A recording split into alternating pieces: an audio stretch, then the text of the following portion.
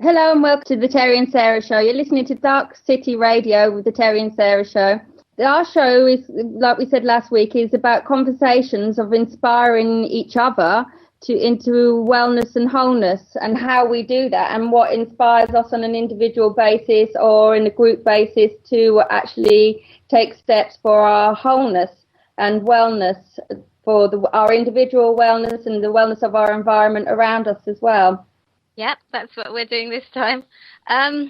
Last week, we after our show was posted up on YouTube, we had a comment, and I did try to go on and to just respond to it, but I couldn't work out how to do it. I'm a bit of a Luddite at this sort of thing. So Sarah and I had a good chat about it, and we thought it would actually be really useful to just, to talk about it now. So I hope you're listening, and thank you very much for your comments. And what I've done is I've just scrolled it down, so I hope I've got it right. And you said, like the premise of your show, would be nice to get to specifics instead of generalities and conversation. For example, what herbs are good for what, how to grow them, what foods are good for what, constructive criticism, peace and love. And that really, that got us sort of thinking on a number of levels. And really, when we sort of talked about it, we really then started to kind of really sort of zoom in on what it was. We wanted this, this show to be about. And it was really useful for us to kind of clarify for ourselves what the programme's about. And it did prompt a couple of really sort of thoughtful exchanges, not just talking, between ourselves, but also with other people. And what we did decide, I think, and what it did clarify for us, was that what we really wanted to do here was to explore what inspires people to well-being, and the journey they embark on, as opposed to specific sort of therapeutics and advice on the types of support they choose as their, during their well-being journey. And particularly as a herbalist, I'm really aware, and maybe, some people are less aware, that there's a huge amount of information on herbs, on their therapeutics, on how to grow them, how to make herbal medicines, how to dispense it, which is really readily available in books or online. And it's, it's fantastic. It really is. It's fantastic. But most importantly, for me, is the journey of discovery that's inherent in this becoming well. And that most people, we found out, Sarah and I have had this discussion today, that most people find the question of what inspired them very, very, very difficult to pin down. And that in itself, that question in itself opens up a dialogue to sort of introspection and mindfulness about why we do what we do and what motivates us, in this journey, in this path.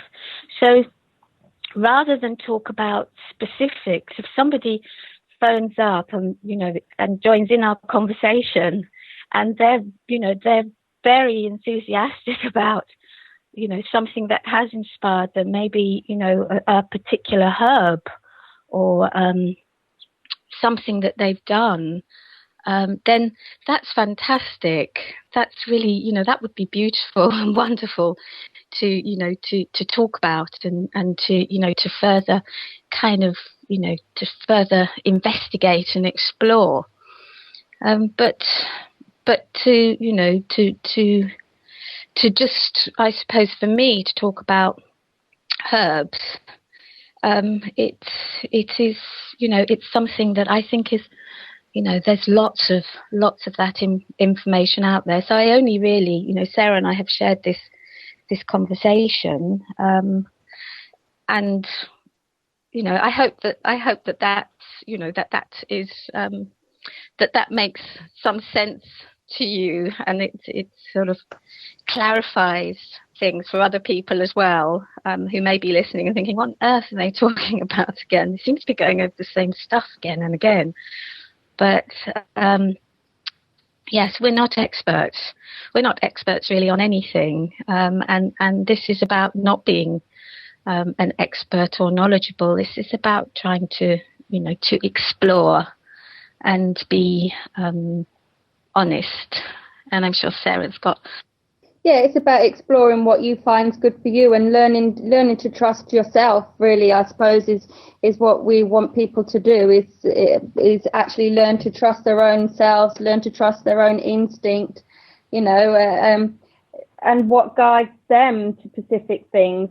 There's loads of different healing. I don't really like the word healing, but there's loads of different healing practices out there, isn't there? There's loads of different herbs you can get, and what works for one person might not work for another person. What feels right for one person wouldn't feel right for another person. And what we really want to find out is what inspires people to do different things, to discover things for themselves, and what's led them down the path that they've walked down, and how they've got to where they've got to. It's simple little things have inspired me along the way. One occasion that sticks in my head is one day when I was feeling really miserable, arguing with somebody, and this is quite a few years ago, and feeling really down about it and hard done by, and then just looking at somebody and they smiled at me, and I'll always remember that because it just made everything go, and me just remember, well, no, actually, I don't want to be involved in this. I don't want to be arguing with this person about stuff that doesn't even really matter.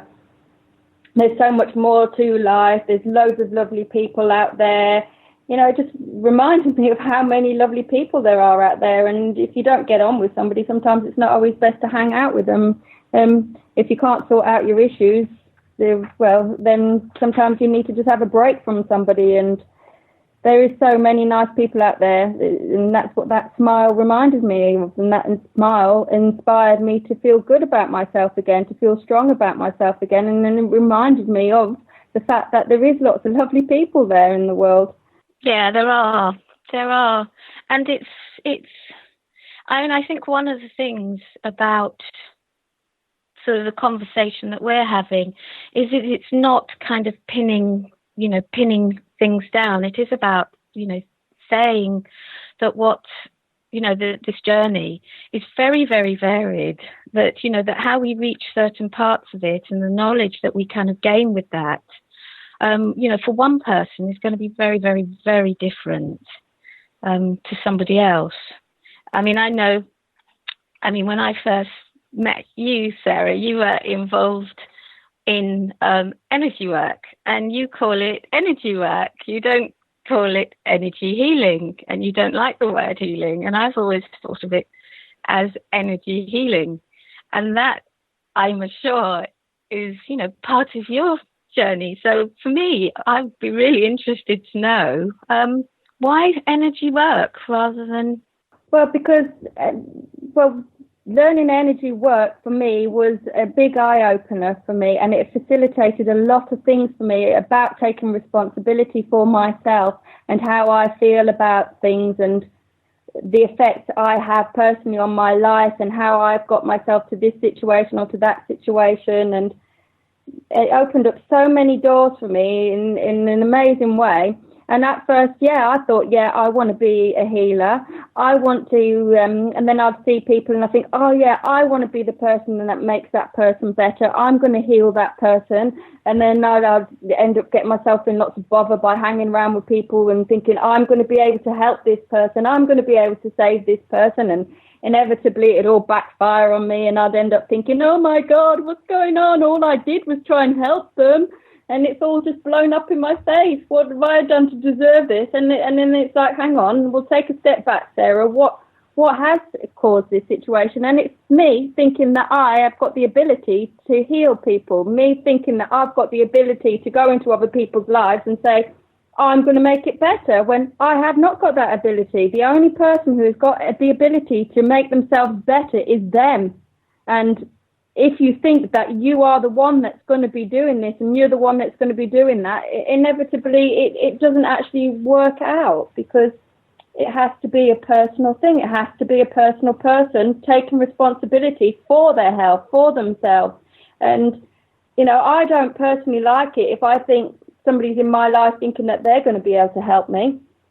They're going to be able to point me on the right direction, because we're all here learning our own lessons and learning our own paths and walking our own paths. And, you know, obviously if people ask you questions and they want a bit of advice or a bit of support for a bit of advice, well, then you can share what knowledge you do have with them and hopefully point them into a direction of where they can improve their health or do things for themselves. You know, I just don't think that anyone has got the power to do that, and that's why I call it facilitating, because I might say something to somebody and that might trigger something within them, or I might give them a bit of energy, or whatever it might be, and that might trigger something within them, you know. And I think that's the best way of looking at it. It's all about empowering people to be able to stand in their own power and facilitating that within each other. It's not about somebody taking control and being the healer in the situation.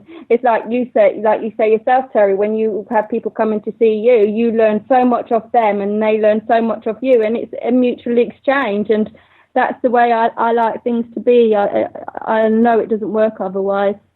And I when I was younger, I did actually try and help loads of people and really get upset and disheartened by the whole thing. Yeah, I think that's a really important distinction, actually. There are a lot of people that will call themselves energy healers, and I'm sure that they would identify very clearly with what you're saying, that they see themselves as a facilitator, and they see themselves as that there is an exchange of energy rather than it being something that they're kind of imposing on someone. But I think that the whole thing about language is really important. And there was one quote that I wrote down, because I was in that position of actually thinking about something like being alone. And I was in the house the other day on my own. And, it was just blissful. And before people come sort of for their appointments, what I like the house to be is really, really calm, everything really grounded. And, you know, things are kind of clean. There's fresh water. There's, usually some plants or something around. You know, it's just that really calm, quiet. And I've got a burner on, and I'll have some lavender and camphor or eucalyptus, you know, those really beautiful cleansing and sort of stimulating essential oils, maybe a bit of rose geranium in there, which, you know, really lifts things and is just about joy. And, you know, when I sit in this space, I feel really grounded, and I know this is something we're going to move on to, but also I can just sense that kind of that clarity around me, that peace. And it's a lovely space for somebody to either sit in, for me to sit in, or for someone to walk into. And I was minded, because, you know, before I get to kind of, you know, patting myself on the back about, you know, this space that I've sort of created, I just came upon this quote, and I don't know who this quote is. I've got absolutely no idea. But it says, language has created the word loneliness to express the pain of being alone, and the word solitude to express the glory of being alone. And it really was one of those sudden kind of sort of just being suddenly made really aware that I have, you know, this wonderful privilege of being in my home and of having solitude in my home. But I know that if the things which are really important to me, which hold me and ground me, you know, if my husband and my boy suddenly weren't here for a reason, not just that they've gone out for the day, that this is like peace, but if they weren't here, that this wouldn't be, you know, there wouldn't be this, you know, this beautiful, calm clarity. You know, this would be loneliness. And it's this interpretation that we have, the language that we have, and how powerful language is in everything. That, you know, everything that surrounds us, even talking now on this show, I'm really minded that, you know, that everything I say, because no one can see my face or you know, no one really knows me, you know, that they may be taking what I'm saying in a kind of different way. And that is, you know, it's quite scary and quite, you know, it feels like quite a responsibility. So I have to keep bringing myself back to the fact that this is a conversation, that this is about, you know, exploration, and it's not again about us being, you know, the person who's saying, oh, this is right or this is wrong. It's about us exploring. And so Sarah's kind of her thing about energy work as opposed to energy healing has massive sort of implications and importance. Well, it does, yeah, it does as far as, you know, as far as I'm concerned. But I'm really, really interested, because although we have talked about these things, about how, you know, your journey, I think, yes, your journey, your path needs to be brought to the table now, Mistress Sarah. And yeah, how did you get to energy healing? When I knew you were heading, you know, to being a herbalist, and here you are as this, you know, wonderful energy work person.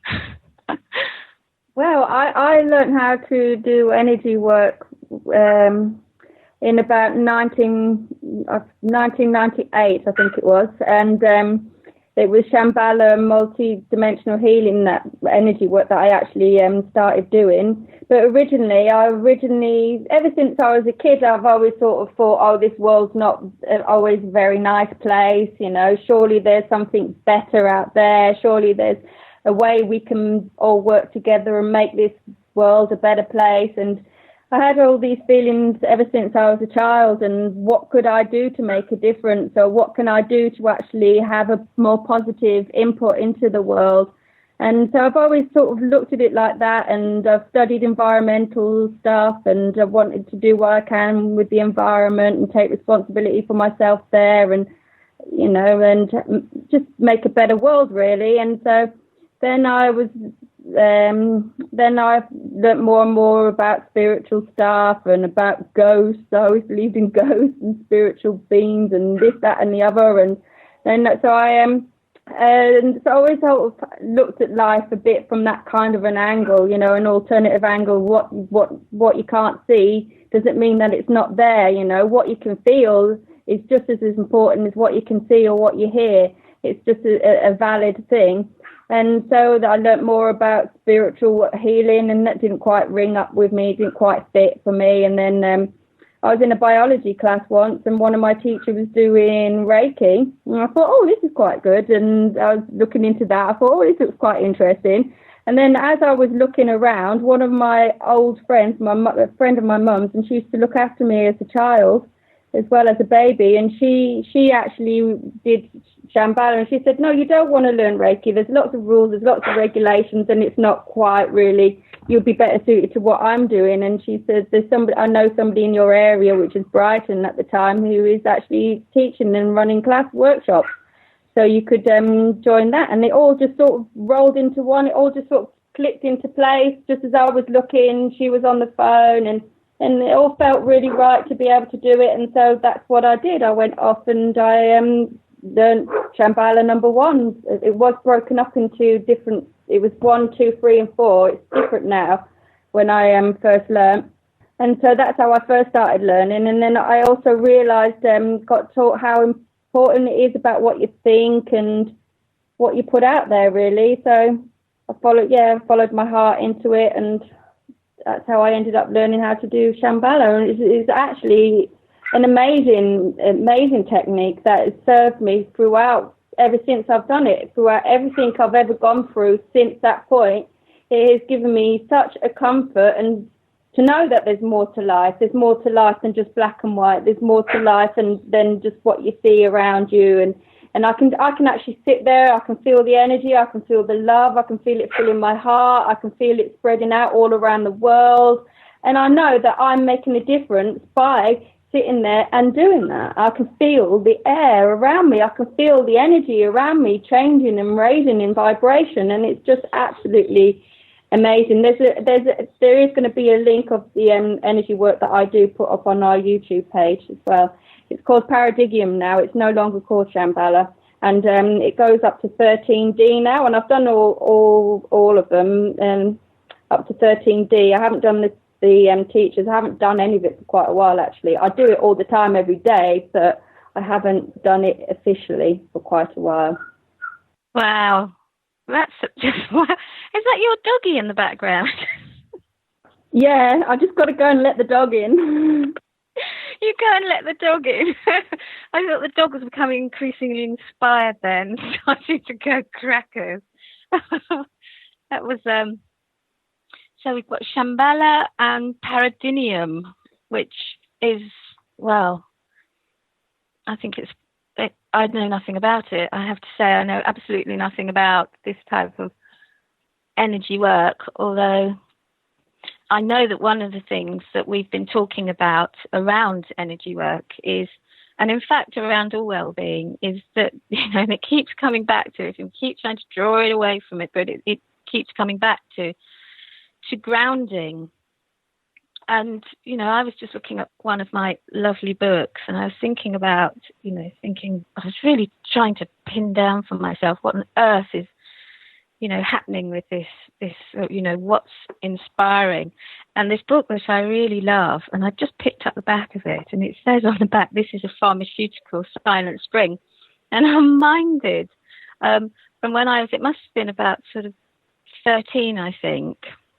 And Sarah as well, talking about, her biology teacher, is that I had to do a project. We all had projects at school, and I picked up this Silent Spring book by Rachel Carson. It's probably one of the only books I can remember from that far back that really, that really meant something to me, apart from Lord of the Rings, of course, but that's another story. But this Silent Spring, and it was Rachel Carson was talking about the effects that pesticides were having on our planet. And it was just, it was the most awful, kind of devastating thing to read about as a young person.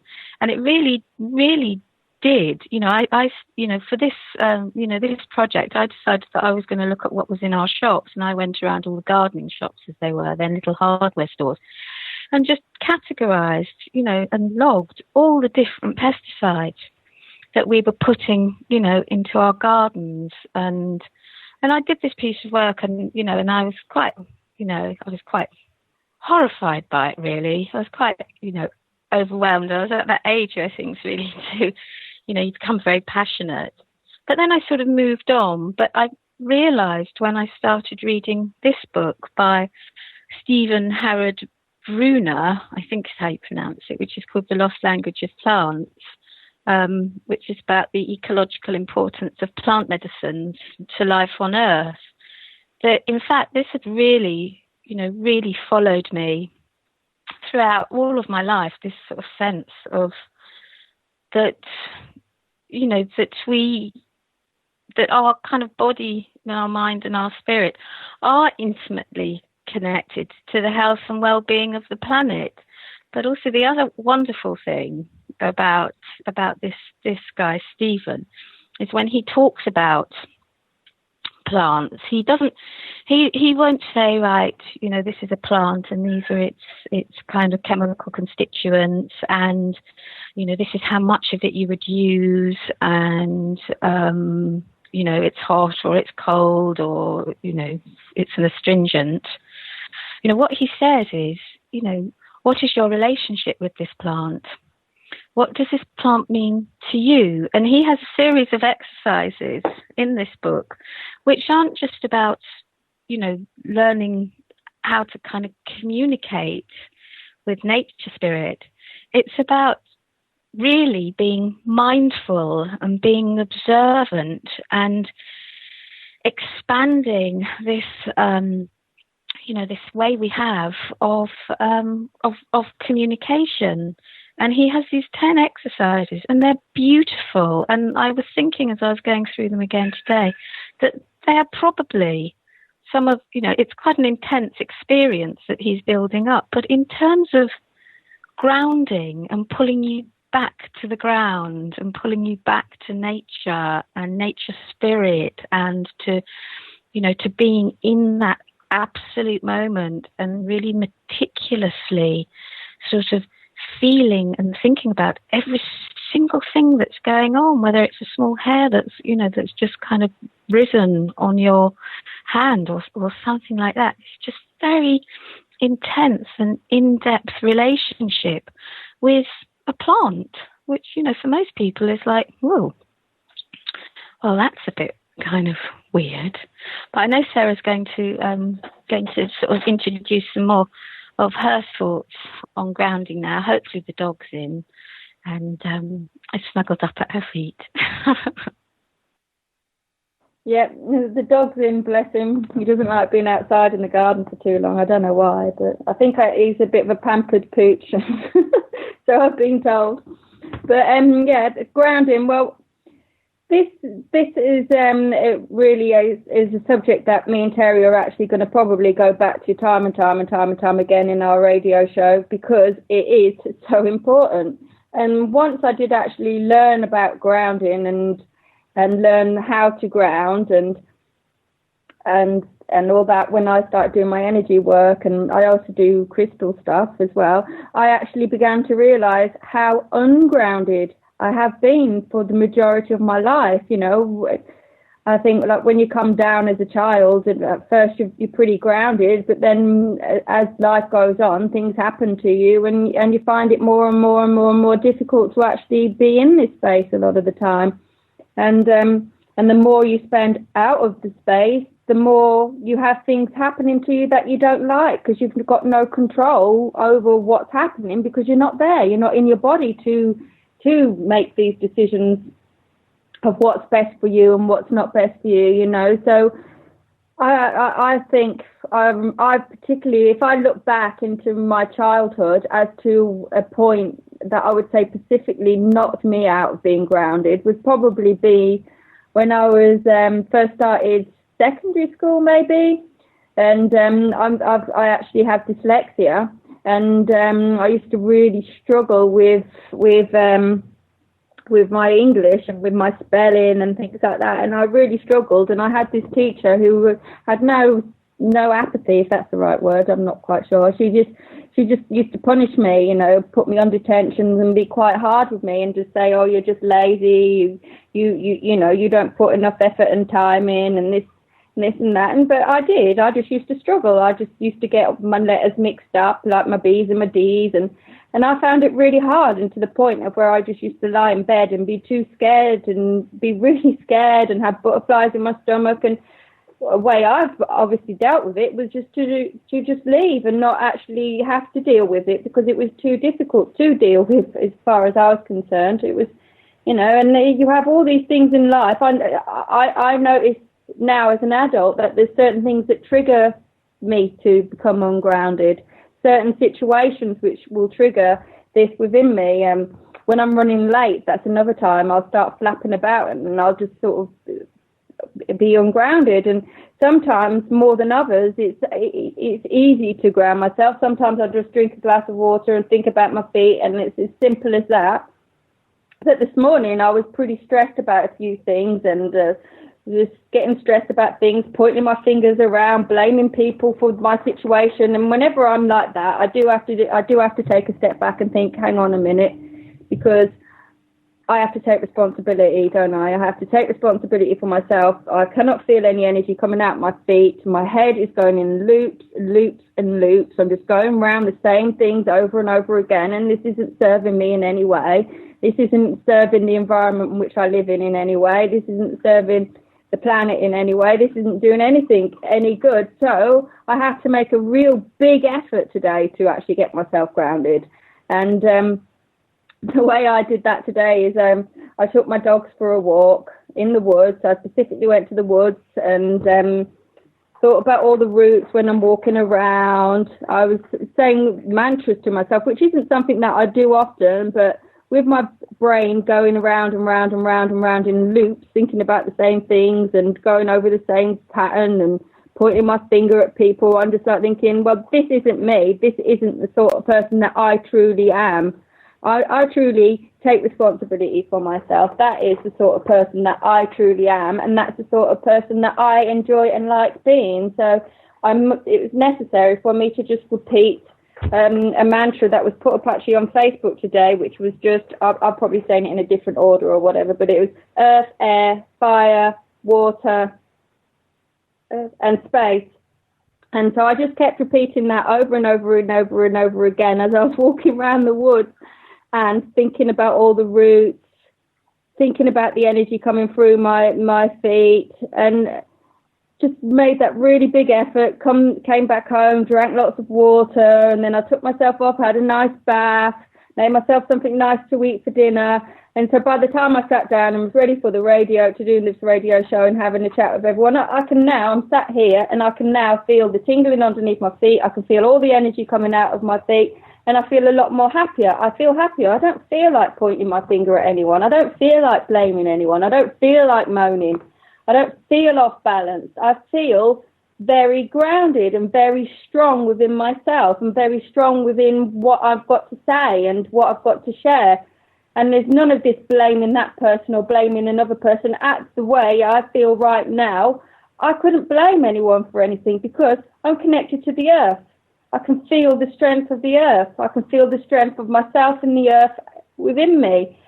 So I know I am responsible for myself, and nobody else can get me to where I am at this present moment apart from me. And that's why it's so important to be grounded. And most people don't even realise that they're not grounded. People who I look at and I think, oh my God, that person's totally ungrounded, they think they are grounded. And the reason why they think they are grounded is because they're not coming out with ideas which to me, they think are airy-fairy, way out there ideas. But to me, they're real. They're not just airy-fairy ideas. They're reality. There is energy out there. There is other beings out there. There is all this stuff out there.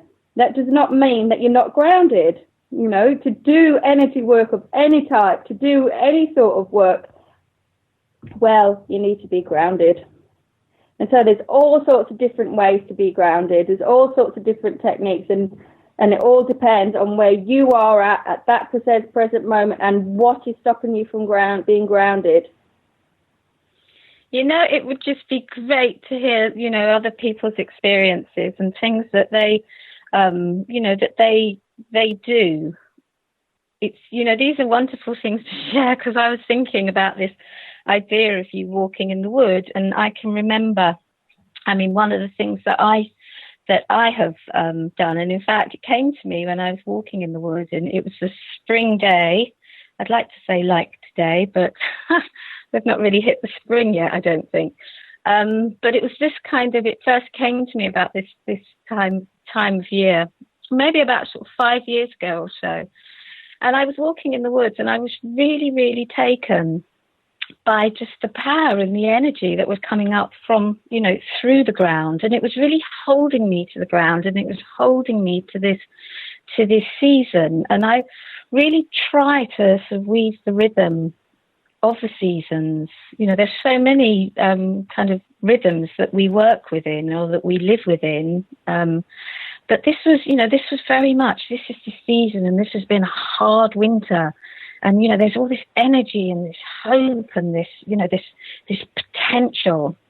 And there were certain plants that kept coming to the fore. And this is this thing I was, you know, talking about, you know, the relationship that we have with other beings. And I stood there at one point, and I'm really lucky. I've got this wood near me, and it's an old woodland, and it's got a small little stream that runs through it, and it's got very sort of ancient and established trees. And on one side of this bank, there was just all this fresh green nettle growing, and it's absolutely just so green. It was, you know, we haven't seen green for a while usually at this time of year. We have, but it's muted and it's sort of sage coloured, and it's kind of, it just feels quite sort of tired or very, very hardy. But this was this fresh green nettle. And then I saw sort of next to it and growing in amongst it, this beautiful ground ivy. These are very, very, very sort of important herbs therapeutically, but it wasn't their therapeutics that was drawing me. It was their energy. They are of this season, this time. And then just across, a little way away from them, was, a whole wood of wild garlic, of ransoms, and the smell and the leaves are like velvet, these beautiful white flowers. And of course, we haven't really got the leaves on the trees, so the sun is coming through, and this is, early season sunshine. And it was, it came to me not to, put these plants together into a spring tonic because of their therapeutic properties, because they are wonderful and they're detoxifying and they're full of minerals and they drive out toxins from the body and they fill us up with energy and, feed our hearts and our souls. It was because it was this energy of spring. And I thought, well, what I'm going to do is I'm going to make a tincture out of these, and I'm going to put them in together. And, I'm going to try equal parts, even though some of these were, really strong, rather than sort of sitting and thinking, oh, well, if I were, working on, and just thinking, I think it was Anthony had requested some information about how we work with herbal infusions. I wasn't going to say, oh, I'm going to put this much in because I want a certain strength of sort of, of detoxification in here. What I was going to do was just going to use what I felt when I was putting this together. And I made it this spring tonic, this spring tincture. And I wasn't overly concerned at that point about the different sort of, alcohol levels I was using. I made sure that I had the minimum to extract what I needed and sort of set it aside. And then I started using this tonic, and I was using it, for myself, and I was using it with patients. And it is so pokey and powerful. It really is. These are big, strong, powerful herbs in there. But what I really found was it grounded me back into that rhythm, and it grounded me into the spring. So if I were to take it in winter, or if I were to offer it to, to any of my patients in winter, people suffer from, the seasonal affective disorder. They're just, the winter, especially this winter, is long. It's been long. It's been hard. We had a difficult harvest, a very, very difficult harvest. Harvest failed in this country. Our bees are dying. To carry through this winter for this long, and to put something like this, this tincture, this essence of spring, into someone's medicine, into their infusion in the winter, has lifted them. It's helped them. The things like the sadness just hasn't. It hasn't been as apparent. So we can use ourselves and the environment around us to ground ourselves. But I think as well, there are other things that we can do. And since then, I've used other seasonal tonics, and I have, for some people, it is very, very hard to grasp this whole idea of being grounded. And what I do is I just will kind of weave them gently into the different seasons by making sure that they've got this kind of, this base, this strong base at the bottom of, their mixture or their tea, which is of that season, which kind of hooks them into it, which holds them to the ground, to the roots, into that. And I've found that really very, exciting, I suppose. And it is, again, that of being able to just to trust. I'm not, for a moment suggesting that anyone go and sit next to hemlock and think, oh, I think I'll just have a bit of an experience with this plant. But, there are many, many things around us that rather than, we need to know what they are. We need to know what the plants are before we start. But, a lot of experience with plants is not necessarily just about ingesting them. To be around roots, to be around the trees, to be around, trees where their roots are going down deep into the earth. We will sit, next to this energy, and we can ask, and then, we can be held within that. Well, yeah, there's lots of different ways for people to get grounded as well. It's not like you were saying, I walked in the woods today. Not everyone's near woods, or not everyone can relate to the roots.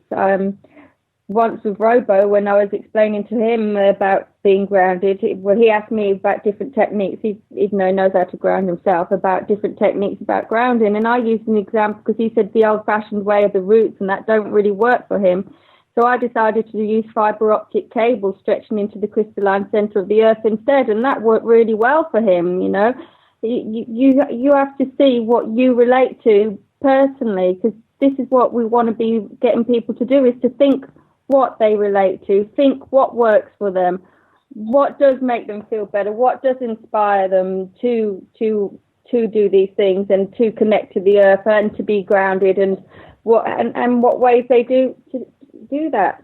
There's loads of different ways. I use my crystals as well sometimes. I'll use red ones for grounding, or hematite's also one for grounding because it leaves a red trail. So there's all sorts of different ways, isn't there, Therri? Yeah, tell us a bit more about the crystals.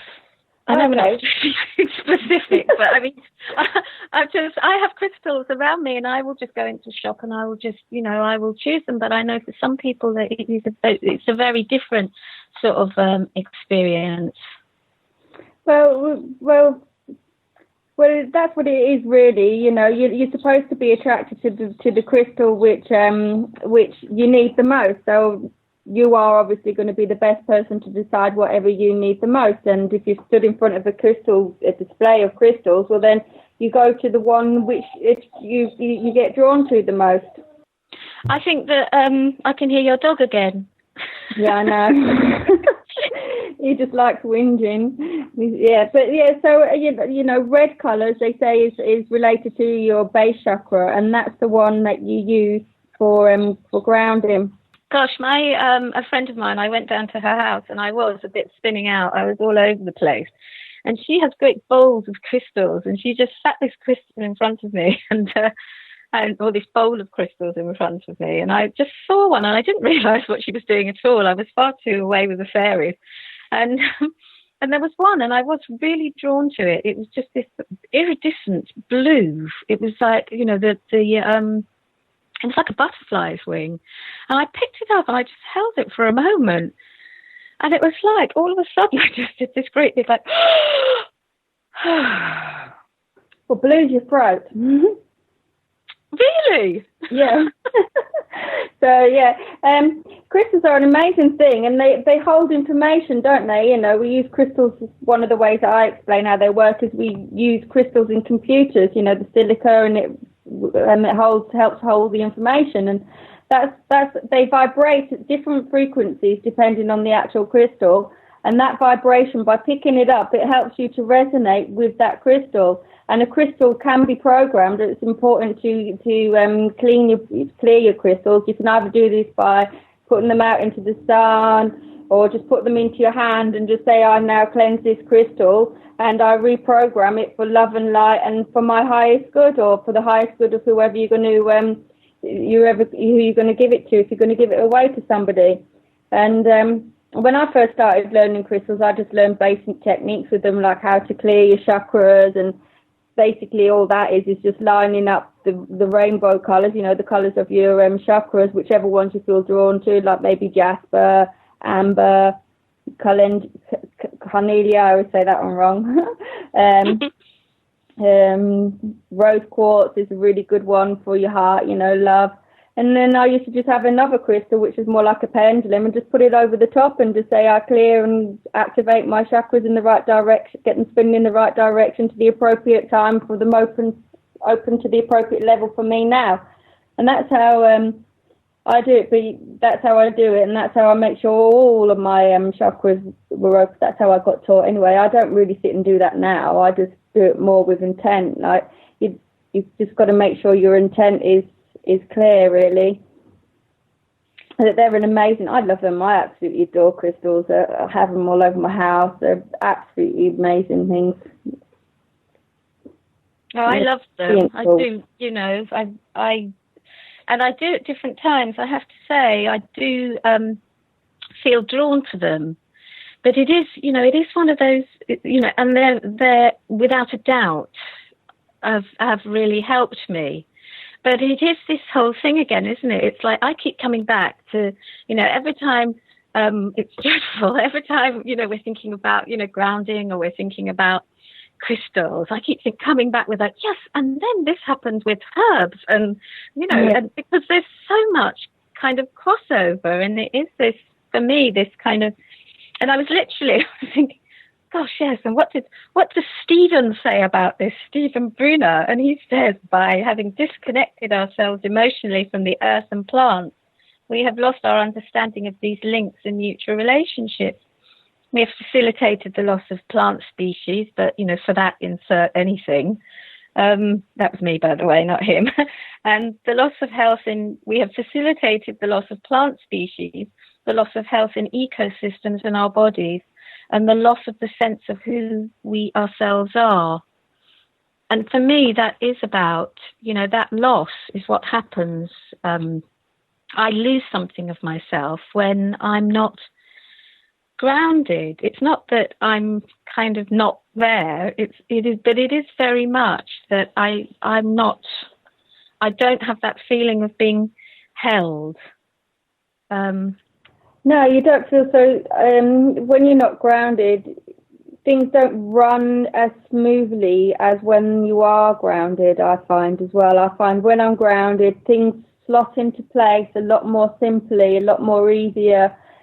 Things aren't such a struggle. I feel safer in who I am. I feel more confident about who I am. I feel best able to make decisions in my life and best able to make choices. Being grounded is just, it makes such a massive difference, you know. And when I did start becoming grounded and making a conscious effort to be grounded, that's when I really noticed how ungrounded I have been for so many years. And it was a long time I'd been ungrounded, and it makes a massive difference. And this is one of the most, well, I can't really think of anything more important, really, in taking responsibility for yourself and your health and your well-being. You know, we're very lucky to be on this planet at the moment. We're very fortunate to be on this beautiful planet. It is absolutely beautiful. No matter where you live, there is always something beautiful around you. No matter what you're going through, there's always beautiful things around you. And when you're grounded, you're more able to see them. You're more able to see these beautiful things. And if you can't, well, then you need to just take a step back and think, well, why can't I see these beautiful things? Why is somebody else noticing how beautiful everything is, and I'm just seeing everything as not being beautiful? And I would just advise, like, try doing some grounding techniques and just maybe looking at some flowers or something that you used to find beautiful. You know, a nice friend smiles. Just anything can just make you smile, can't it? It's so important to smile. I heard on the radio the other day that your average person, well, it smiles between 2 to 11 times a day or something. And I was just thinking, I couldn't imagine having a day where I only smiled twice. Really? Only twice a day? Well, you know, what sort of, you know, that's, if that's you out there and you only smile twice a day, well, there's a lot more smiling that needs to be done. And it uplifts your life. It just uplifts your heart, and just, you know, the people around you are loads more welcoming. I always walk down the street and I make an effort of smiling at people, and some people really struggle with this, and it's quite funny. I think, am I going to get one? Am I going to get one? Yeah, I've got to smile out at that person, and they really didn't want to do it, but then once they smile, they can feel it, and they're really happy about it, and they're like, all right, yeah. It's quite mad, really. It's quite amazing. You know, we want a happier world, don't we? We want a happier, nicer world, and we all need to start taking responsibility and taking steps towards doing that. And when you're noticing that you're not feeling happy, then you need to take the steps necessary to make yourself happy, because nobody else can do it for you. And that's why we want to know what's inspiring people out there. We want to hear from you. What is inspiring you? What has inspired you in your life to be where you are, to be doing what you do? And so it's such important information, I feel, that needs to be shared with each other, because there are a lot of people out there that are sad, that are lonely, and that are in really desperate situations, or caught up in arguments, caught up in all this tanglements, and there's no need for it. We need to make the world a better place, and we need to make the world a better place now, starting with us. Starting with you, starting with me. That's right. I can't argue with that. That was very inspiring, Sarah. That was like a big inspirational speech. Yeah, well, I like that. I like smiling. I like people smiling. I like people being happy. And, you know, why not? Let's forget about all this horribleness and just start being nice to each other. Yep. I can't argue with that one. Although I do think, you know, I think this whole thing, I think we get trapped, and I think I do know myself that, in fact, you know, every day I go and I ground myself first thing. But what day didn't I? The day that I was really, really busy, that I had lots of things to do, today. So on the day when I really needed it, I totally forgot to do it. And it's you know, it's kind of like sabotaging yourself. The things which you need, you know, that you need to be grounded for, to be able to kind of, you know, to maneuver your way through something like a day like I've had today. You need to be grounded, but that's the thing that kind of, for me, I immediately forget to do, and I have to work on that. I have to say, it's yeah. Well, we both have, haven't we? I told you about my day. My day started out terribly. Oh, no. Where's it going to go from here? And then so I knew that I had to do something about it, you know, and just take the time out for myself. And this is what a lot of people don't often do. Sometimes they get so wrapped up in their normal everyday today life, they don't actually take that little bit of time out for themselves. And, you know, just a little bit of time, it's all it takes. It's just run yourself a nice bath. Actually, to making the conscious effort that you are doing this for yourself. Is that, you know, I know a lot of people that live on their own and they won't cook themselves a nice dinner. And I'm like, well, why won't you cook yourself a nice dinner? You know, you deserve a nice dinner. Just because you haven't got somebody to eat with doesn't mean that you shouldn't eat nice food. What, you know, cook yourself something nice. I always do. I always cook myself nice dinners. I love food. I do like tasty things. I really like tasty things. I am mindful of the time. And I know that, Sarah, you were going to say stuff about this Facebook thing you're doing. And I'm also mindful that someone has asked a question, which, unless you want to answer, which seems to be about herbal infusions and stuff like that. But I can, yes, with my previous provisos, I'm not going to talk about therapeutics. I will say on this one that Anthony has and I did refer to him earlier on, so it's only fair that I answer his question. He was saying about creating a herbal fusion and that contains a number of herbs. Are these herbs always used in equal amounts, or do the amounts of the herbs used vary? Well, they vary, and they vary dependent on what you want them to do and the strength of them, because depending on when herbs, you know, where herbs are picked, when they're picked, how old they are, what kind of year it was, the experience of the herb, the different kind of energies and chemical constituents in them that come to the fore will vary. And that's why it's really important that you kind of know your herbs, because you do want to create a balance. But within this kind of balancing, there are wonderful herbs you can use, like licorice or borage, which will help you with that. If you are slightly off, or you just feel that they're not meeting each other, they're not synergizing properly, you would maybe add one of these balancing herbs. So yes. So that's that. So I hope that answers your question. It probably poses more questions than it answers. Herbs usually are like that. But get online and really, you can get to grips with something like this. It's a whole journey. Right, Sarah, over to you for the Facebook. I was just going to say your website would probably help him with a lot of that, though, won't it? Because your blog website, the Herbarium, it's on the Dark City Radio host page.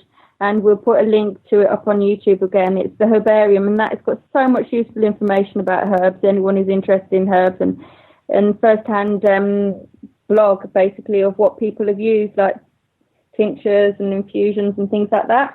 But it's more about, sorry, Sarah, I should say, it's less about therapeutics and more about how we make things. So if you're looking at about information on things like on therapeutics, and this is a kind of therapeutic kind of question rather than how to actually physically make something, you would be better, looking at something like, David Hoffman or, some other books. What I could do, if people are interested, is do a list of books that I think are really helpful for explaining sort of how we go about things like this.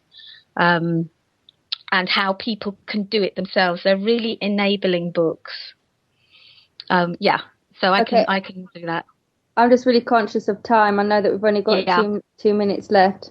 What we are going to do is we're going to set up a Facebook group. It's going to be the same as our show. But what we're setting it up for is so that you can put down what inspires you, and we can put down what inspires us. And hopefully this will just be a place where everyone can come together, as well as on the radio show, and talk about what inspires them and what's inspired them to do the things that they do, and what works for them and what hasn't worked for them. Because what hasn't worked for you a lot of the time also is a great teacher, isn't it? So absolutely. Yeah. So thank you.